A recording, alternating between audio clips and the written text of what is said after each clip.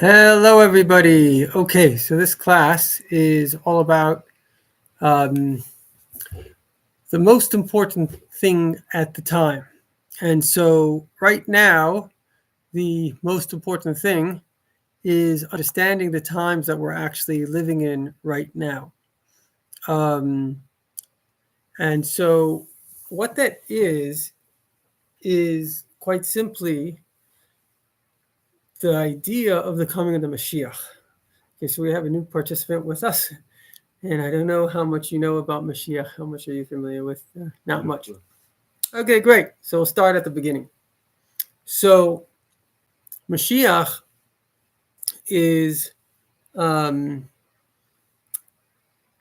Jewish concept. Obviously, I kind of mentioned this to you the other day, which is that really a very healthy way of knowing reality is understanding how the world is a destiny. So I'll give you a very good example. Imagine you're playing a game.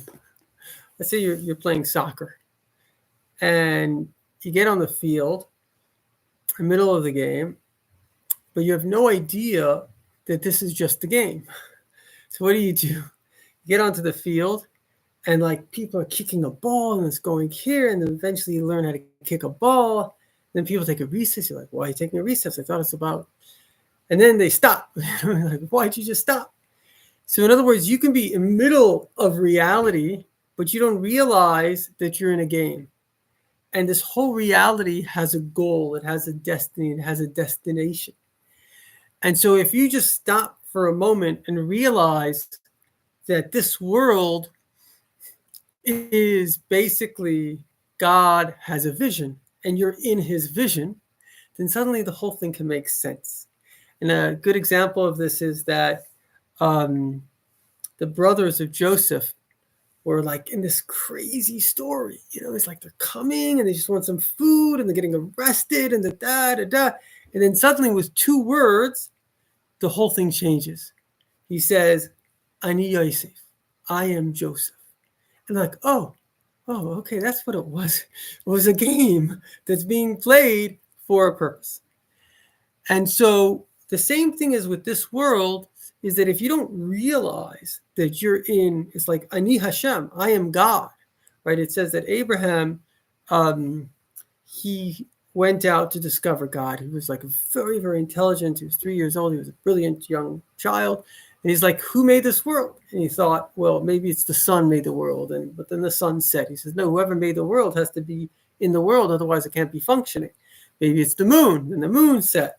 And then finally, he heard a voice. The voice said it was the voice of God. He says, I made the world. This is my world. And so once you understand, Ani Hashem, I am God, then you get kind of a picture of what's going on here.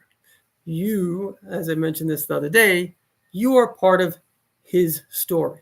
You are in his story. Remember, I was once on a plane, and there was a young lady there. She was studying to be a doctor. She wasn't particularly religious, but she was spiritual. And she said, don't forget you are a creation. Because we look at the world from our mind, and our mind is saying, oh, this, oh, that. And then the more you know, the bigger you think you are. But actually, everything you know was put in front of you. And so let's imagine a guy that goes to school, and it's like, wow, he's the best chef in the world. But somebody taught that to you. It was there before. You're not the great genius that came up with this. So part of the problem of kind of the scientific world is that it can add to ego. Now, there's nothing, again, like we said before, nothing wrong with science as long as it's for a purpose. But if the purpose is so I should feel that I'm greater than you, that's not a great purpose. That's not the goal of life to get to that, destination. So the point of the reality is that we have to understand that we are all a creation of God. So, some people stop over there, like, oh, I'm a creation of God. Okay, so what does God want me to do? I'll do that, and maybe he'll give me heaven. A lot of religions, they're selling heaven. But the deeper question is, but why did God make the creation? Because only if you understand the why can you understand the how. You can't understand the how without the why. For example, there were two people that came to a pond, and there was like a rock had been thrown in, and there were these ripples, and they were making these concentric circles. So one person says, "Oh, I'm a great scientist. I'm a physicist. Based on these ripples, I can tell the pond received this rock 2 minutes ago, and it was 1 pound in size." Great math. And the other is a mystic. He says, I wonder why someone came to this pond and threw in a rock. So the why is like an unbelievably more important question than the details. And even science in general is kind of neutral. It can tell you how to build a table, but it can't tell you why to build a table. It can't tell you what to do with your life. It can only give you some of the tools to maybe help you live, hopefully, a more comfortable life. But it cannot, Einstein said this himself. He said the mind cannot lead. So then we're left with that original question, which is, what exactly is going on here? Right now, I know that I exist. I know that you exist. I know this room exists. I know that millions and billions of other people and trees and planets. And I believe in higher, spheres of heaven and trillions of souls and angels. I believe that all of that exists. But why? Why does all of that exist? What is the point? And so ultimately, the reason it all exists is because Hashem, God, loves us. And love is the reason. And so the example that I like to give, which is, I think, a good example, is like to ask people, so you're the person now, would you like to have children? Me. You. Oh, you're asking me. Yeah, I'm asking you. Yes. Yes. Why? Not sure. Good answer. Not sure. The answer is because you love them. Is that correct? I have no clue. Yeah, I love them because they don't exist yet. But in a way, you love the concept of them. You can feel a sense of love. If I said, if you're going to have a child, will you love your child? I love what I know that I can put into the world. Good. And so I believe in my ability to do so. Yeah. If I believe in my ability to do so, then I believe that I can bring something into this world like a child, and in a way that it would be able to grow and be fantastic. Beautiful. Okay, that's one answer. But I would venture to say the deeper reason is like, why not, I don't know, a puppy or something? The answer is that there are two types of loves in this world. There's a love which benefits me. So, the other day somebody told me, I had a 45-minute conversation with a billionaire. I was like, oh, very nice. And so, but why was that exciting to him? Because obviously he felt that could benefit him.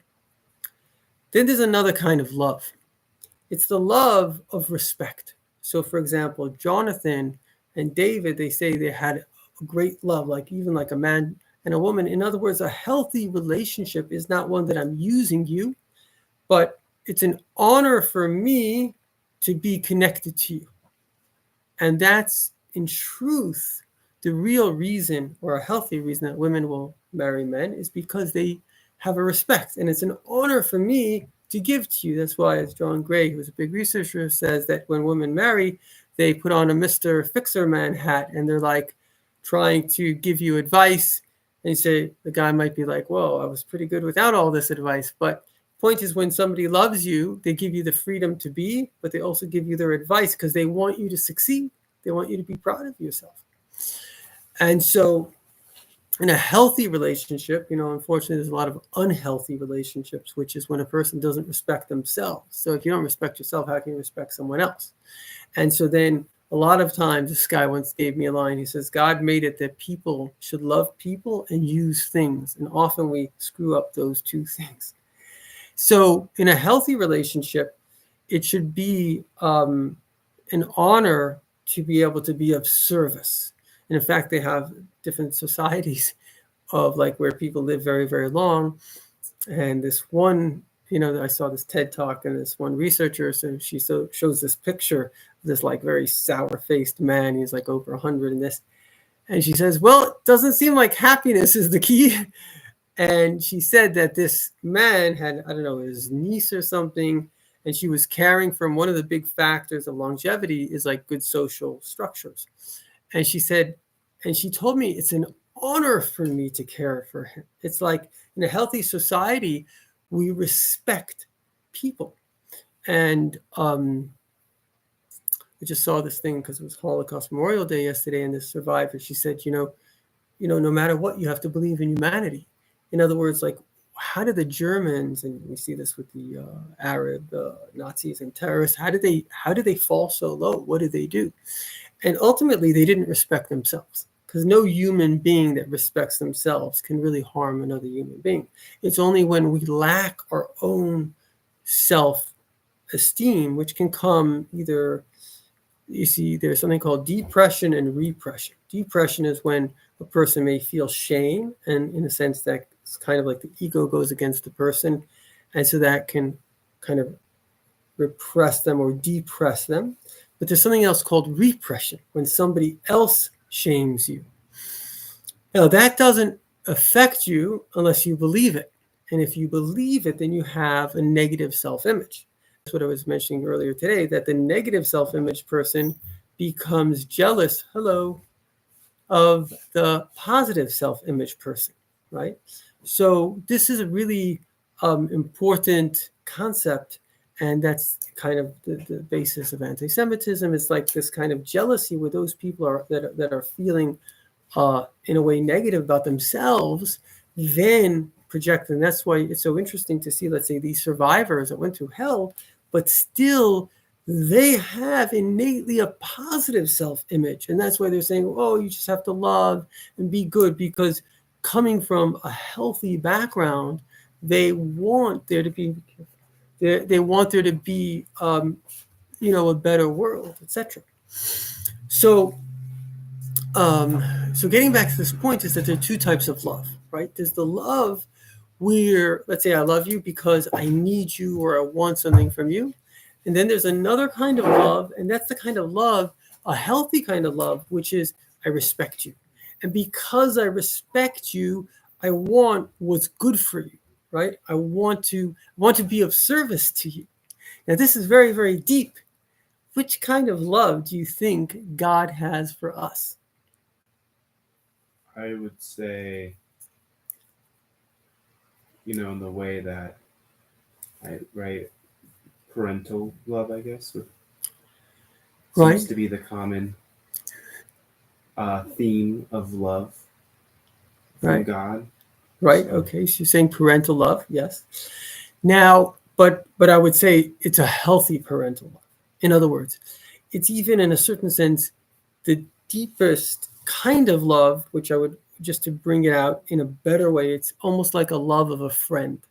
Because the love of a friend is not a person that needs something from you if they're healthy, but it's rather a person that feels honored to be with you and wants to be of service to you. You could almost go so far to say it's almost like a spousal love, almost like a woman to a man that she respects, that she honors. So Hashem, in a way, it's like that parental love, like you mentioned, which is, why do I want to have a child? Because I respect humans. And I want to have the merit of imparting my information to this child. I want to have the merit of serving this child and helping this child grow, right?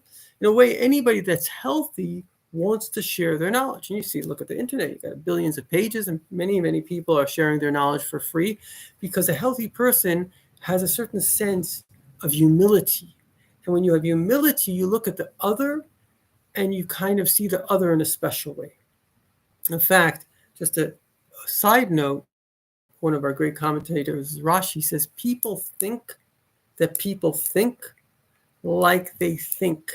In other words, if I have a heart of gold, I think everyone else has a heart of gold. If, God forbid, my heart is angry, like when the Jews took over, in 1948, whatever, the Arabs thought that we would slaughter them because they would have, God forbid, done that to us. So people think that the other is thinking like they're thinking. But in a positive state, what does that mean? When I'm a positive person, then I think that other people are positive too. I see the good in them. So God sees our goodness. And obviously God sees the truth because we really are good.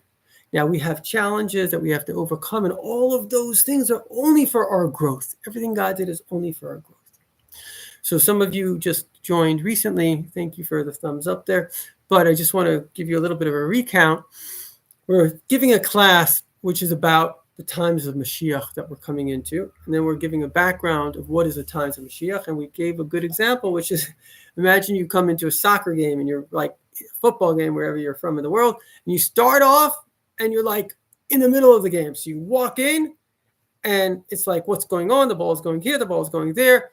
And then you think, oh, wow, this is reality. But the truth of the matter is you're in the middle of a game. And you were born and you think like, because the brain is like a genius, it gets all this information. You think, oh, I know what's going on. There's America, and there's Russia, and there's China, and there's Israel, and there's Jews, and there's Japanese, and different cultures, and da-da-da-da-da-da-da. The whole thing, it's one big game. The whole thing is a setup. What's it a setup for? It's because your Father in heaven loves you so much that he wanted you to have free choice, and he wanted you to find him, and he wanted you to grow, and he wanted you to have a meaningful life. And that's what the whole thing is. It's one big setup. So basically, as one friend of mine said, this world is a spiritual game in a physical world. That's really what it is. It's a spiritual game in a physical world. And once we understand that, it becomes easy. And the example, in case you just joined recently, the example that we gave was from Joseph. Joseph's making his brothers crazy. They're like, we came to buy some food and we're getting thrown into prison. And then he says two words. He says, Ani Yosef, I'm Joseph. And everything changes. The whole story changes. And the same thing is when Moshiach comes, because God is not malicious. Einstein said a good line. He says, God is subtle. He's not malicious. So there's a line from someone else I heard. God whispers before he shouts, right? God wants us to get onto the pro. He wants to help us. So ultimately, this world is divided into three stages.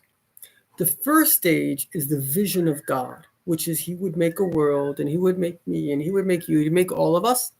And then we would go through the societies and the stuff and maybe the traumas and all the things that we go through to allow us to discover and to grow.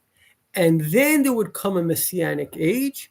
And in that age, there would be a spiritual awakening, and the whole world will cease being an evil world. There'll be no more death, no more destruction, no more harm. The whole world will have a miraculous awakening. Now, we are very much close to that time. Let me give you a little bit. Some of my viewers might have heard this speech before, but I feel it's important to know exactly what's that time, what's going to happen, and what it's going to look like. Okay, so there are four major miracles that are going to come. And how do we know these things are going to come? Because God told it to the prophets, and the prophets were prophets for a reason, that they accurately prophesied, and we have their prophecies of thousands of years, and they were accurate then. And we believe in their prophecies, and some of it's mentioned in the Torah as well. One of the greatest being that the Jews would return to Israel, which this is the only time in human history that a nation returned to its ancient homeland 2,000 years later. It never happened. So we see the hidden hand of God in the world. But the four main prophecies are as follows. The first thing that will happen when Mashiach comes is Tchias HaMesim, the resurrection of the dead. I don't know if you've ever heard of that. So every single Jew who has passed away and every single good Gentile will be resurrected. And it's very interesting because now that we know DNA, we know you just need a tiny strand and you literally have the body. There was a Roman emperor that once came to a rabbi and he said, Rabbi, how is God going to resurrect the Jewish, or the Jewish people and the Gentiles, the good Gentiles? So he said, there's a little bone in the back of the neck. It's called the luz bone, and it is indestructible. And they took an anvil to it and they tried to burn it and everything. but they couldn't destroy this little bone. He says God will turn it into like a dough, a paste, and it will resurrect. He'll make the body again, which is quite interesting because now that we know with DNA, you just need one strand of DNA and you have the perfect body. And I heard this from a Holocaust survivor, Nissim Mangel, that during the Holocaust, in the crematorium, unfortunately, literally they said that there was always this little bone. They always were able to see that bone. So the first thing that's going to occur is there's going to be a resurrection of the dead. And trust me, that's going to change the world forever. Because suddenly you're going to see Moses, and you're going to see King David, and you're going to see millions upon millions of Jewish people and good Gentiles. The whole world is going to be like, oh my God.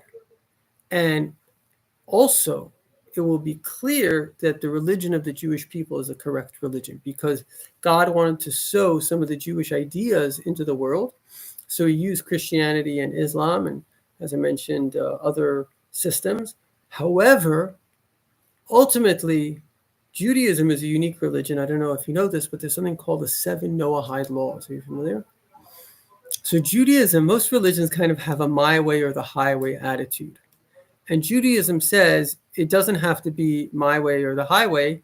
Actually, there is a faith for the Jewish people and a faith for the non-Jewish people, the Gentiles. And this is called 7 laws of Noah. 6 of them were given to Adam, and 1 of them was given to Noah. And they are basically to believe in God, not to worship idols, not to kill, not to steal, not to commit adultery or other deviant sexual behavior, effectively not to be cruel, not to eat from an animal while it's living, to create a justice system. I'm not sure if I said all 7, but those are the laws. So effectively, God chose the Jewish people to have a very high spiritual, 613 laws, but everybody in this world has a place. That's why we say, if anybody in this world believes that God gave the Torah at Mount Sinai and is willing to abide by what God says, whether you're Jew or Gentile, respectively, this person earns what we call a share in the world to come. So when this happens, there will be no more wars, because even all these crazy Muslims that are killing, ultimately, they are believers. It's just their belief system is wrong. But once their belief system is, kind of clear, oh, wow, Muhammad was not the prophet. Excuse me, I'm not trying to offend you. I'm just trying to create a scenario of how the whole world's going to come to peace, which I'm sure you want. Muhammad was not the prophet. Actually, Moses, King David, they are the prophets and they are the chosen ones. And let's say that's who the Messiah is. And then everything's going to change because the Christians also want the Messiah, right? It's just a question of who it is. But once it's clear it's a resurrection of the dead, there are no more doubts about right and wrong anymore. The next great miracle that will occur is there will be an ingathering of the Jews to Israel, which amazingly, to some extent, has begun.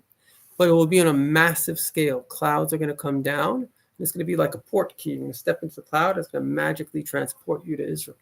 And every single Jew is going to have a beautiful plot of land in Israel. It's going to be good stuff.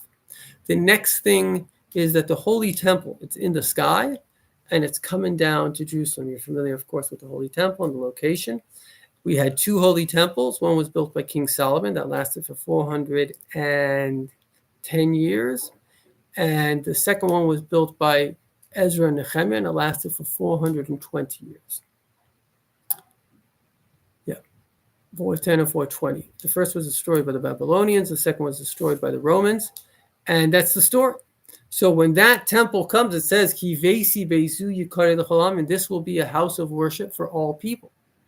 And so it will be a location in which the whole world will receive its spiritual instruction.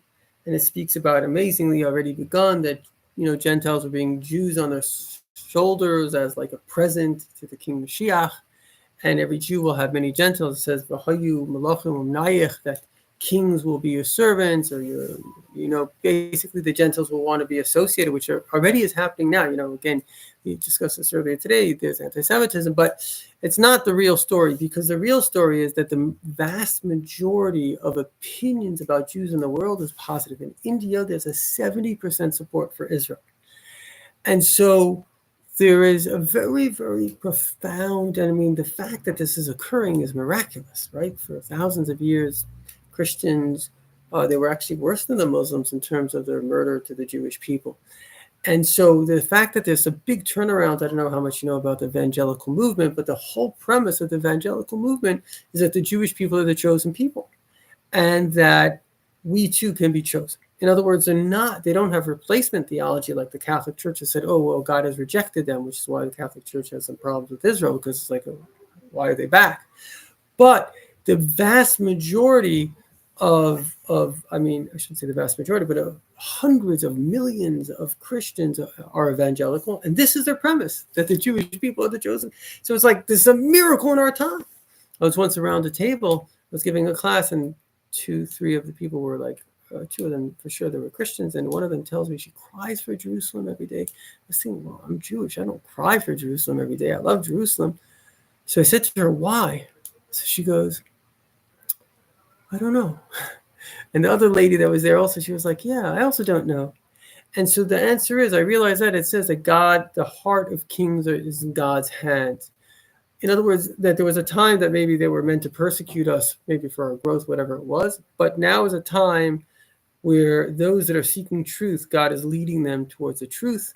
And the truth is that God chose the Jewish people to be a special nation. And it's a privilege for every Gentile to be associated, to support the Jewish people, because that's part of their spiritual journey, to be a Gentile and to be supportive. And so in conclusion, we have 4 main miracles. We have the resurrection of the dead. We have the whole world, the Jewish people coming back to Israel. We have the Holy Temple. And then we have, in a way, the infinite growth. And this is what's really is because the final destination of Moshiach is already here. What's the final destination of Moshiach? It says that when God made the world, he made the world, the world was like desolate and dark, whatever. And the Spirit of God hovered over the water. You probably remember that from the Bible. So Rashi says, "V'ruach Elokim," the one most important commentator, "Zu ruchei shel Mashiach." This is, hello, Rebbetzin. Yeah, what do you need? It's in this book. Anywhere.